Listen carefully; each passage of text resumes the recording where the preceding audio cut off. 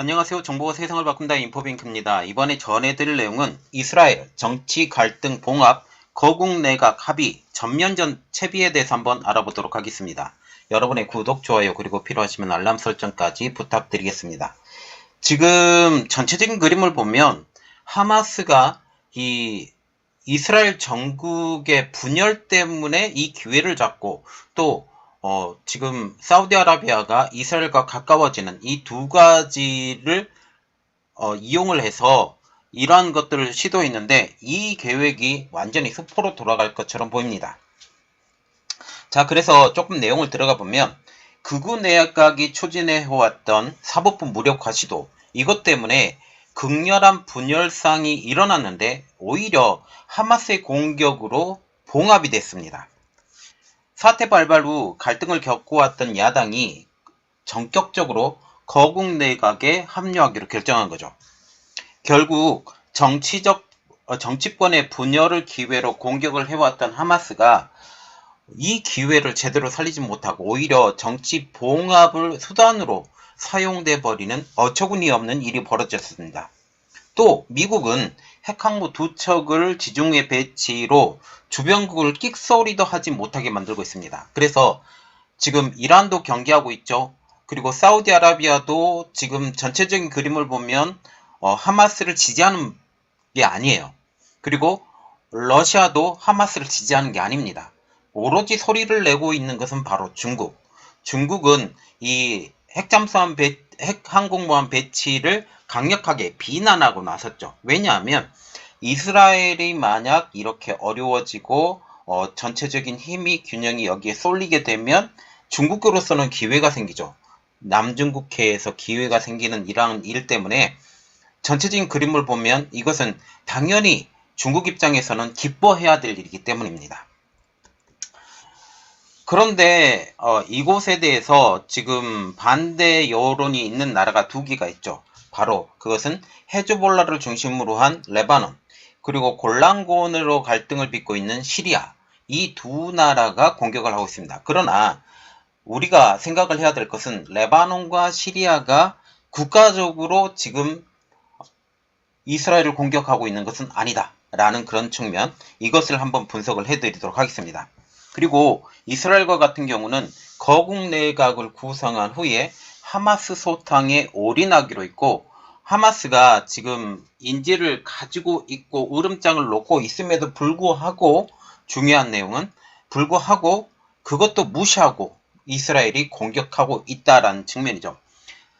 지금 하마스가 좀 순진하게 생각했던 게 뭐냐면 이전에 미넨 올림픽이라는 게 있었습니다. 미넨 올림픽에서 지금 그때 이스라엘 선수를 잡고 협상을 벌였었는데 당시 이스라엘 선수가 다 죽었음에도 불구하고 이들이 소탕이 되었던 그런 일을 기억하지 못하고 있는 그 상황을 볼 수가 있습니다. 자, 그래서 이번에 알아볼 내용은 이스라엘 정치갈등 봉합 거국 내각 합의 전면전 채비입니다. 자, 우리가 먼저 알아봐야 될 것은 거국 내각을 구성한 이스라엘부터 먼저 알아보도록 하겠습니다. 네타냐후 총리와 야당 지도자가 11일 날 이런 말을 해요. 하마스와의 본격 전쟁을 위한 전시 영정 구성에 합의를 했다.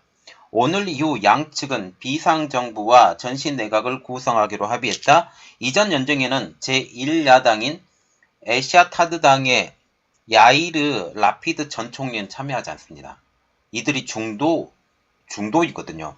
중도이기 때문에 너무 진보가 아니라 너무 정통주의를 표방하고 있는 네타냐후 총리에 대해서 이 연정에 대해서 마음에 들지 않는 거죠. 그래서 네타냐후 총리는 이번 거국 내각 구성에 대해서 이렇게 말합니다. 유대 국가는 하나로 뭉쳤고 오늘 그 지도력이 통합됐다. 국가의 운명이 위기에 빠졌기 때문에 우리는 다른 모든 정치적 고려사항을 무시하고 국가를 위해 힘을 모으리라 했다라고 발표를 했습니다. 자, 그리고 베니 간츠 제2야당의 국가통합당 대표이자 전 국방장관인 베니 간츠는 이렇게 말했죠. 현재 이스라엘에서 진영은 단 하나, 즉 이스라엘이라는 국가의 진영뿐이라고 얘기를 하면서 우리의 파트너십은 정치적인 계산이 아니라 이스라엘의 운명을 위한 것, 지금 전쟁 앞에서는 하나로 똘똘 뭉친다라는 그런 의미죠. 그래서 갈란트 국방장관도 이렇게 말했습니다.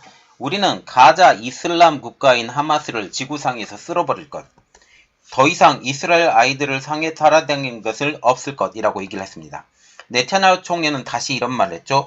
우리는 야만적인 잔인한 맹수들을 보았다.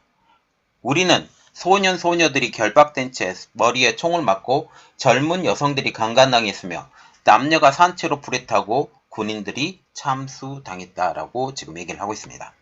그러면 이 연정에서는 어떤 일을 하고 어떤 일을 하지 않는지에 대해서 조금 더 알아보도록 하겠습니다. 하는 일은 병력의 추가 소집이 가능하고 군사작전 관련 주요 결정을 연정에서 결정합니다.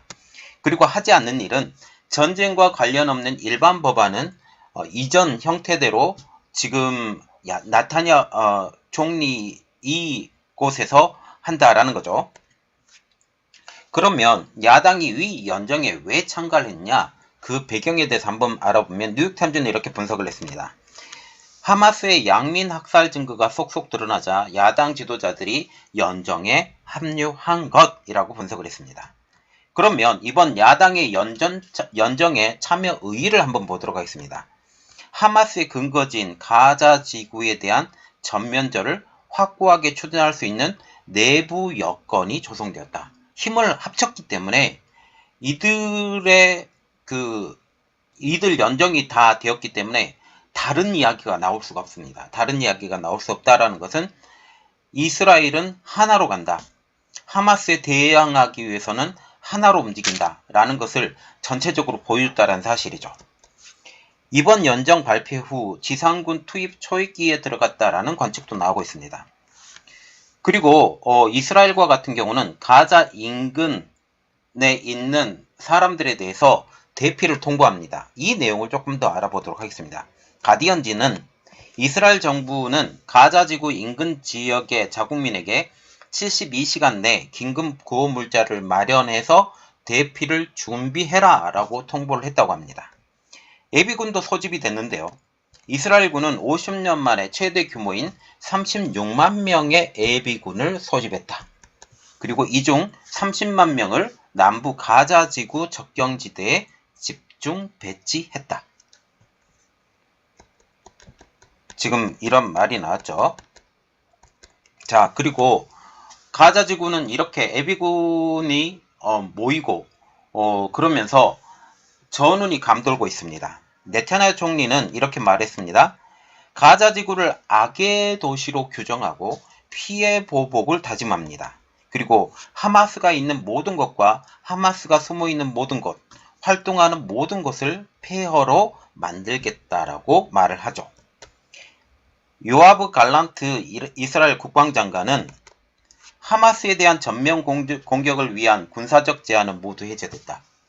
어떠한 방법과 수단을 동원해서 지금 백린탄까지 나왔다라는 얘기가 나오고 있어서 어떠한 군사적 제한까지 모두 해제했다라고 얘기를 하고 있습니다. 그러면서 그는 이렇게 말했죠. 가자 지구엔 아무것도 남지 않을 것. 그리고 우리가 눈여겨봐야 될 것은 바로 이겁니다. 하마스가 인질을 방패로 해서 인질을 처형했다는 협박에도 눈 깜빡 안 하는 이스라엘입니다. 하마스는 이렇게 말을 했죠. 공습을 계속하면 인질을 처형하겠다라고 협박을 했습니다. 그런데 이스라엘 반응은 이렇죠.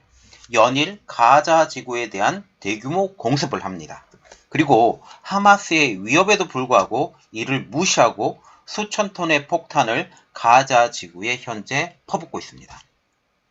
즉 하마스의 인간방패 이것이 결국 성공하지 못했다라는 것을 의미하는 것이죠. 조너선 콘리커스 중령인 이스라엘군 대변인은 이렇게 말합니다. 이번 전쟁이 끝나면 하마스가 이스라엘 시민을 위협하거나 살해할 군사적 역량을 완전히 상실하도록 만드는 임무를 수행할 준비를 하고 있다. 결국 이번에 타협이 없다라고 지금 얘기를 한다는 사실이죠. 일부에서는 조금 이러한 것들을 인간 방패로 만드는 지역은 공격하지 않는다라고 지금 얘기를 나오고 있지만, 이 이외에 제하는 것은 모두 다 그 폭탄으로 녹여버리겠다라고 지금 생각을 하고 있다라는 것입니다. 그래서 전문가들의 분석도 이렇죠. 이스라엘 공군이 대규모 공습으로 가자지구 내 주요 거점과 기관 시설을 철저히 파괴한 뒤에 지상군이 전격 투입되어서 하마스 근거지를 초토화하면서 가자지구 점령 작전을 수행할 것이다 라고 전문가들은 분석하고 있습니다. 그리고 우리가 눈여겨봐야 될 것은 이 하마스와 이스라엘 내전이 결국 다른 나라로 불보듯이 번질 것이냐 라는 거죠.